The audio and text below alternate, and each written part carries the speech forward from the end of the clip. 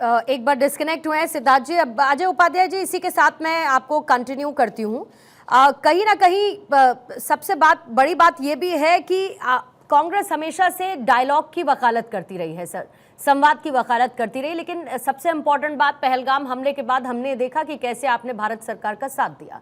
क्या आपको लगता है कि अगर एससीओ या सार्क जैसे मंच पर अगर भारत अपनी बात को दृढ़ता के साथ रखता है, भारत अपनी पोजिशनिंग को मजबूत करता है, तो डायलॉग को क्लोज भी करने की संभावना, डायलॉग के क्लोज होने की संभावना भी बनी रहती है? और आज अगर ये है भी तो ठीक है, क्योंकि वैसे भी डायलॉग के माध्यम से किसी को ये बात समझ में नहीं आ रही है कि आतंकवाद के खिलाफ एक परिभाषा को गढ़ना होगा, पूरी दुनिया को साथ आना होगा, क्योंकि आतंकवाद का दंश पूरी दुनिया झेल रही है। पूर्णिमा जी, आपके पूरे इस प्रश्न में ही बहुत सारे उत्तर छुपे हुए हैं। सच्चाई तो यह है कि वैश्विक मंच पर आतंकवाद एक बड़ा मुद्दा है, लेकिन सबके दृष्टिकोण अलग अलग हैं। जब अमेरिका पे कोई बात आती है तो अमेरिका अपने दृष्टिकोण से इसको देखने लगता है। वो इस्लामाबाद आकर के पाकिस्तान में घुस करके वार करता है और लादेन को ले जाता है, मार देता है। पर जब दूसरे की बारी आती है तो सीज फायर के पीछे खड़ा हो जाता है, पाकिस्तान को बचाने लगता है। चाइना जो है लगातार जो है जिंगजियांग प्रांत में वो आतंकवाद को लेकर के और इस्लामिक टेररिज्म को लेकर के लगातार परेशान रहता है और वहाँ पे एक तरह से मास लेवल पर कत्लेआम कराता है। लेकिन जब भारत की बात आती है तो पाकिस्तान को सपोर्ट करने लगता है। मुझे लगता है इसके साथ हमें आर्थिक डिप्लोमेसी, चाइना यहाँ सबसे बड़ा प्लेयर है और चाइना के साथ हमको जो है कहीं ना कहीं कूटनीतिक तौर पे इकोनॉमिक डिप्लोमेसी को भी स्ट्रॉन्ग करना होगा और उस मंच पर भी चाइना को हमें हर जगह परास्त करना होगा। जिस तरह $100 बिलियन के आसपास का जो हमारा व्यापार डिफिसिट है, उस पर जरूर एक बार ध्यान रखना होगा। टिकटॉक से काम नहीं चलेगा। दूसरी बात, सार्क की बात आपने कही है। दक्षिण एशियाई क्षेत्रीय संगठन का जो हाल है, पाकिस्तान ने उसका बुरा हाल कर दिया। सच्चाई तो ये थी कि एक अच्छा ये संगठन बना जब 1985 में, तो एक बड़ा इसका ध्येय था। कल्चरल हम एक तरह से एफिनिटी थी हमारी इन देशों के साथ और हम चाहते थे इसको आगे बढ़ाना, पर पाकिस्तान इसको बढ़ने नहीं दिया। जहां जहां पाकिस्तान जब जिस ऑर्गेनाइजेशन में घुसा, यहां तक कि एससीओ में भी घुस करके वहां भी उसने जो है उस संगठन की प्रासंगिकता को खत्म की है। आने वाले समय में जहां पाकिस्तान रहेगा वो कोई संगठन चलने वाला नहीं है।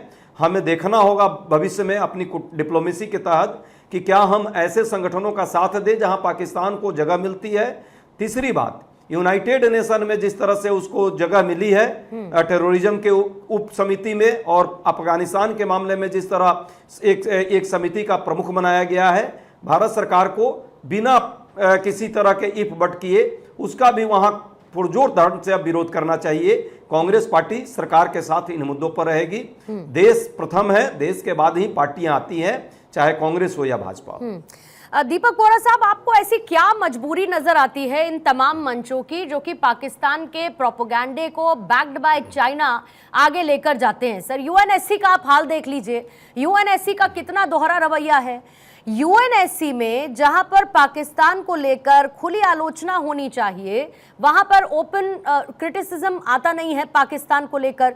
भारत दुनिया के हर एक मंच पर जा चुका है, आतंकवाद को लेकर एक परिभाषा को गढ़ने की बात करता है। उसके बावजूद हर एक देश आतंकवाद का दंश झेलने के बावजूद पाकिस्तान की खिलाफत नहीं करता। क्या मजबूरी है ऐसी इन लोगों की? बहुत अच्छा प्रश्न आपने पूछा, बहुत अहम प्रश्न है। और मैं पहले जो अभी मेरे से पहले पॉलिटिकल स्पोक्स पर्सन कह रहे थे, thank you very much sir. देश से बड़ी क्षमा कीजिए कोई चीज नहीं हो सकती।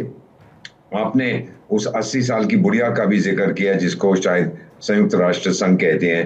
अगस्त में 80 साल की हो जाएगी और अभी तो मेरा ख्याल है उसने अपने गले में एक बॉम्ब बांध दिया है। आत्मघाती बेवकूफ बन गई है वो।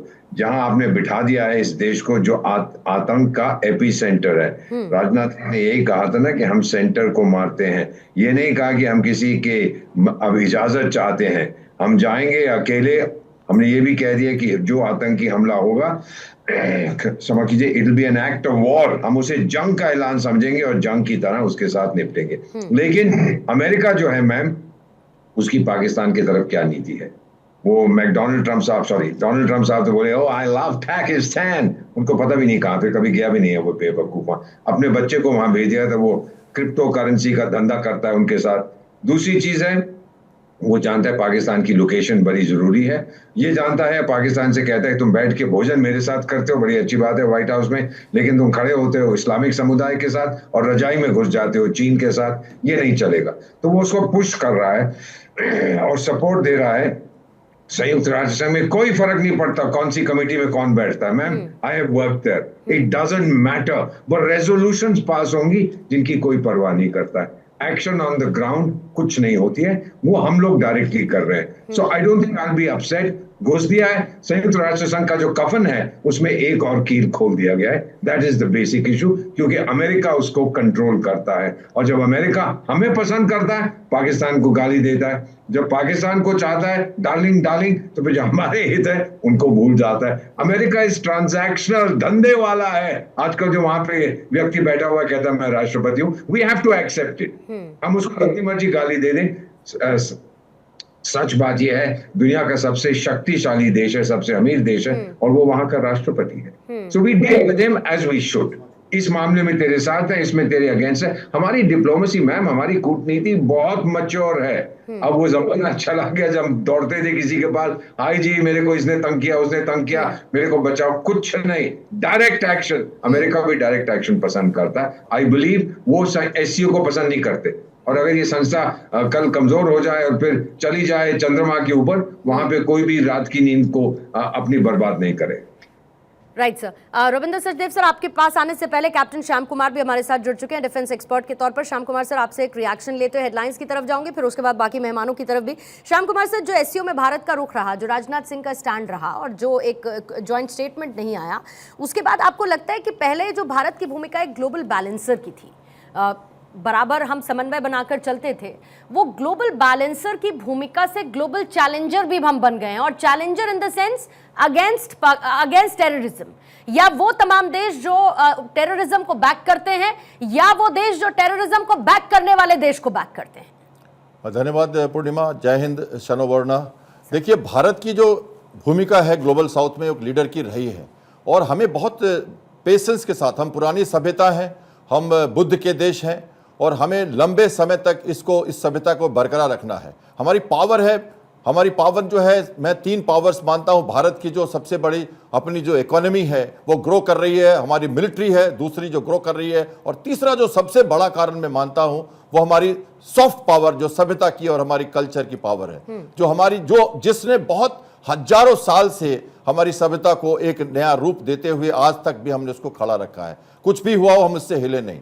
तो हमें तटस्थ नीति पे चलना ही पड़ेगा। एससीओ हो या दूसरे बिम्स्टेक हो, रीजनल सिक्योरिटी हो, या जितने भी हमारी संस्थाएं हैं, उनमें हमें लगातार, यूनाइटेड नेशन अपनी क्रेडिबिलिटी खो रहा है, लेकिन फिर भी हम या तो तटस्थ रहते हैं, हम अब्सटेन करते हैं जहां जरूरत पड़ती है, जहां हमारी डिप्लोमेसी में जरूरत पड़ती है बोलने की, वहां हम बोलते हैं, और हर जगह ये युद्ध का समय नहीं है ये भी कहते रहते हैं, और जब युद्ध की जरूरत पड़ती है तो हम दांत भी खट्टे करते हैं। तो मुझे लगता है कि हमारी नीति को हमेशा इसी परिभाषा से, इसी आयाम से, इसी कठोरता से जीना ही पड़ेगा। अगर राजनाथ सिंह जी ने आज वो दिखाया है कि उन्होंने एससीओ में वो सब में नहीं किया, उन्होंने साइन, और वो आतंकवाद के डबल स्टैंडर्ड पर नहीं मानते उस बात को, तो बिल्कुल सही कहा है उन्होंने, और ये बड़ा मैसेज निकल कर जाता है। वो भी जहां पर चाइना उसको होस्ट कर रहा है, और वहां पे पाकिस्तान भी है, वहां पे किर्गिस्तान भी है, वहां पे ईरान जैसे देश हैं, बेलारूस भी नया देश है, तो उनके सबके सामने हमारा मैसेज तो क्लियर है। देखिए, डिप्लोमेसी में कई बार आपकी बातें नहीं मानी जाती,